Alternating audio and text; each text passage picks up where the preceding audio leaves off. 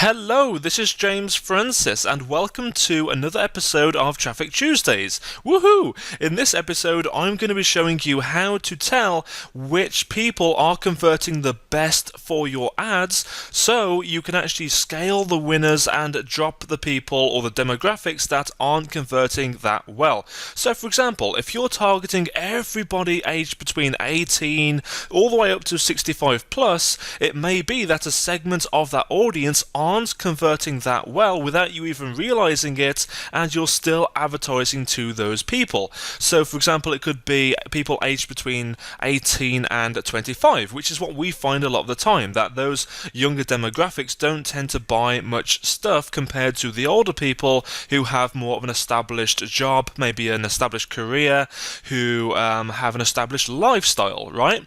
So that's what we do, and the way we find that stuff out is by using this really cool little drop down button here that says breakdown. Okay, so what you want to do is go into the campaign section of your account, or you can also do this for the ad itself, so you can do it per ad, but usually I find that there's not enough data for the individual ads, so it's usually better to do this on a campaign level or on the ad set level if you have different ad sets set up targeting different people. Okay, because you may find that some audiences targeting certain interests have different demographics that respond well to your ads compared to others.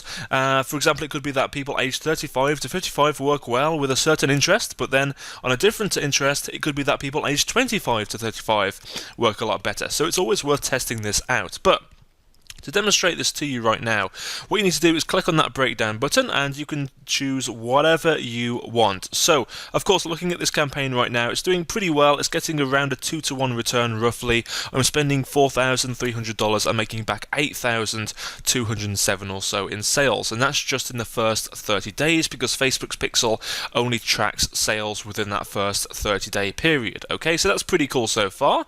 Hope you'll agree. But then what we can do is click on breakdown and we can see how that breaks down in terms of age. So 35 to 44, you can tell the different cost per lead amounts, which are inflated because of the way I've just basically changed the pixel halfway through, so it's only reporting half of them. And you can see the amount spent and purchases for each individual age group. So if you find that you're looking at this stuff and you're not making any purchases from this age group here, for example, and you've spent a whole bunch of money on it, then what I would do is I would just drop them. You know, if you've spent more than, I would say, $100 or maybe $150 if you're selling a $27 product, in that case you would drop off that part of the targeting. You would start it at 45 plus to whatever you want to. Okay. Another example could be you want to break it down by gender. So you go to gender, and then it may be that in some niches, for example, the health and fitness niche, your marketing may be too masculine, and it may be repelling the females. So that may mean that you are getting a load of bad results targeting females, and that will tell you this in this row right here. And it will tell you, how many people have opted in, how many people have purchased, all that good stuff for each gender. Another one you can do, which is really important as well, is country. Sometimes you find that Canada doesn't work out too well, which is often the case with us. In this case, with this specific campaign, we haven't really got enough data to determine that yet, but we can see that we've spent $133 on this one and only made back pounds, and only made back £20 and 15 pence. So that is at a loss right now in Canada, and same thing with Australia. So if that trend continues, what I'll do once we've got enough data, probably reaching about $150 or £150 for this specific product, what I'll do is drop these from the targeting. Okay, and here, for example, you can see United Kingdom is working very well, and same thing with the US as well. So we'll keep those. Ireland and New Zealand, not really enough data. Let's have another look at another important one as well, is platform and device or placement as well. Have a look at all of them and see what you can find. For example, here you can see that we spent £490 in the UK for desktop viewers, people who view our ads on desktops.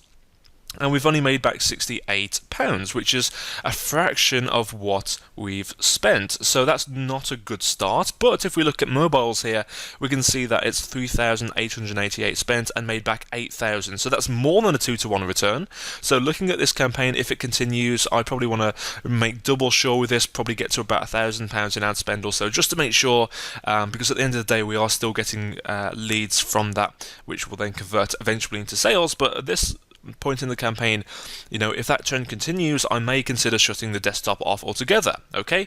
But if you have a limited budget, then what you can do is, just focus on the low-hanging fruit. So if you're looking at this right now and thinking, I don't have, much money to spend or waste on stuff that isn't working, then shut it off prematurely, and you can always reactivate it in the future if you want to test it again, and focus on the low-hanging fruit, which in this case would be just mobile traffic, right? So that's exactly how you use this breakdown feature. You can also do it by time of day and the device as well, which is often really cool to see. You can see it breaks it down by iPhone, iPad, desktop, all that good stuff. For example, iPhone, we're getting a massive return on our investment from that one.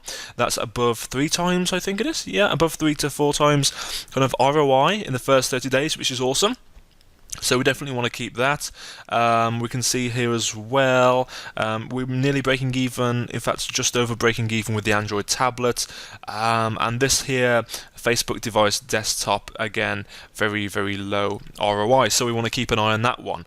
But yeah, if you see anything like this in your campaign, and if you want to focus just on the low-hanging fruit to begin with, you can always branch back out again into testing the other areas that didn't work out to begin with in the future. Feel free to do that. But that's how you see how to cut off the fat or trim the fat from your campaign to get a very lean campaign which is fully optimized and making you a good deal of profit. Okay, hopefully that's helped. Leave a comment below if you enjoyed this episode, and I'll speak to you very, very soon. Bye bye.